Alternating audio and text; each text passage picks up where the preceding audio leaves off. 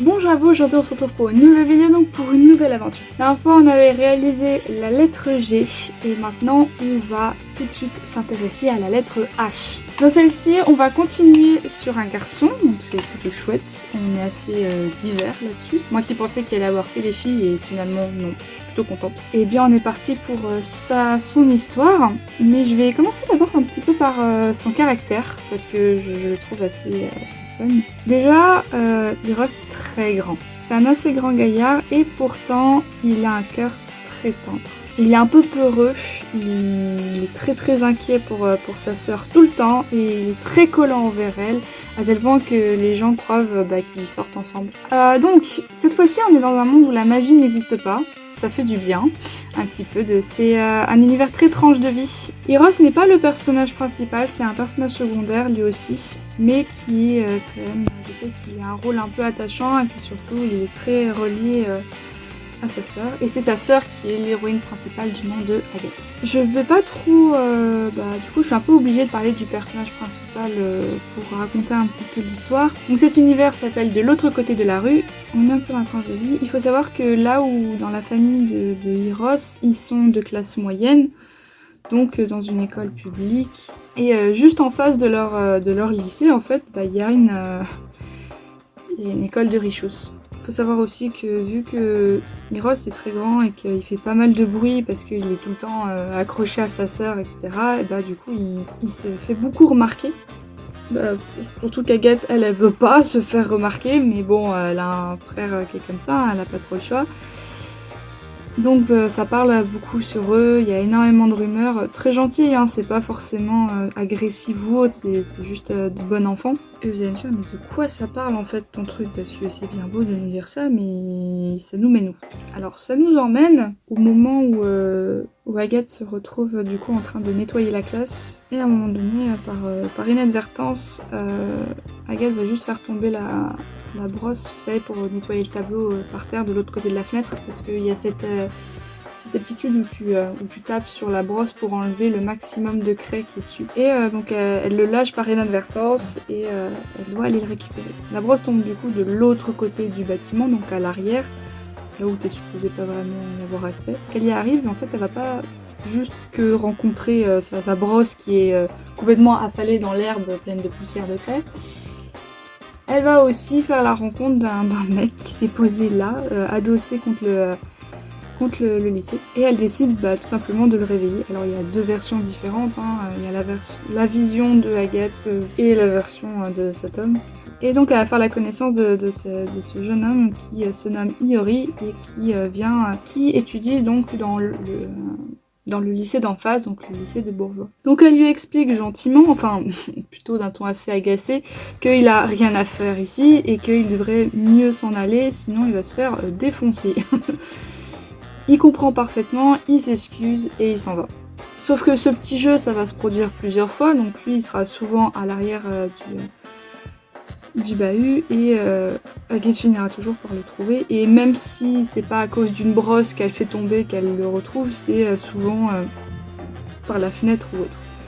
Donc on voit littéralement qu'en fait c'est pas juste il s'est posé là par inadvertance, c'est qu'il se pose là en faisant exprès, et il explique clairement que c'est bien plus calme d'être ici.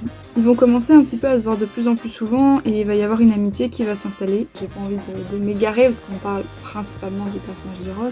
Et justement, en parlant d'Hiros, évidemment il va y avoir une confrontation entre frère et sœur parce que du coup Hiros est très attaché à sa sœur, donc il est très protecteur.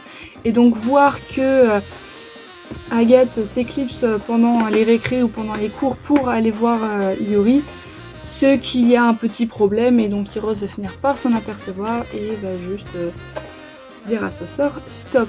Donc voilà. Il va y avoir aussi un peu de jeu de piste, un petit peu ce fait que Hiros aimerait découvrir un petit peu avec qui Agathe parle et de la mettre en garde, etc. Bref, un vrai frère protecteur. J'aime bien ce petit monde parce que c'est vraiment des personnages très légers où j'ai pas besoin forcément d'avoir un... Ils ont pas tous un fort passif en fait, c'est vraiment juste... ils s'éclatent quoi, c'est juste des jeunes ados qui s'éclatent dans la vie, qui essayent justement de s'amuser comme ils peuvent. On va rencontrer plein de personnages comme la meilleure pote de Agathe. On va rencontrer que elle a une petite sœur aussi, Agathe, du nom de Diane. Sur 2 mondes très différents, entre vraiment Iori qui vient d'un monde très luxueux où il n'a pas grand chose à faire parce qu'il sait déjà qu'il va juste reprendre l'affaire familiale, tandis que la famille d'Iros, donc Agathe, tout ça, eux doivent se faire une place dans le monde de la société, quoi.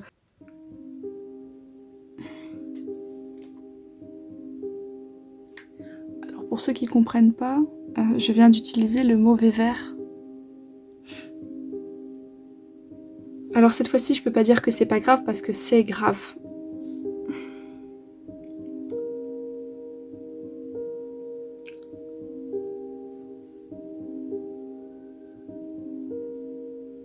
Ok. Si, c'est grave, je peux pas dire que c'est pas grave. On va faire comme ça. Et je verrai bien à la fin. Je suis désolée, je viens de me couper, mais je viens de me rendre compte que je viens d'utiliser... Pourquoi j'ai mis le verre là aussi? Keva. Bref.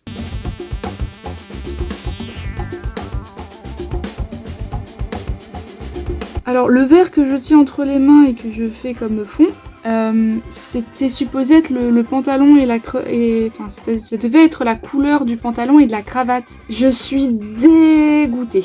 Voilà. En fait, je devais utiliser un verre beaucoup plus clair que celui-là. Donc du coup, malheureusement, on dirait un personnage bien plus vénère. Jeu de mots, voilà. Bah maintenant, je vais arrêter de parler, hein, si c'est ça. Si à chaque fois je dois me gourer dans un truc, moi j'en ai marre. Hein. Moi j'arrête, hein. Vous prenez tout mon temps. Je n'arrive plus à être concentrée. Vous voyez ce que vous me faites comme bêtise? Oh, une meuf qui se plaint, mais t'as envie de dire, mais tais-toi. C'est ta faute, c'est ton problème. Oui, effectivement, c'est mon problème. J'ai le droit de râler.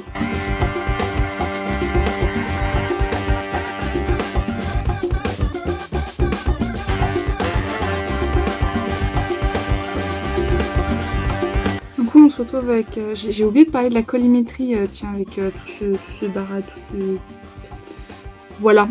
Et j'en perds aussi ma langue, enfin mes mots. Donc on est dans les... rouge et vert pour l'uniforme, et pour ce qui est du reste, pour Iros, on va jouer un petit peu sur le bleu.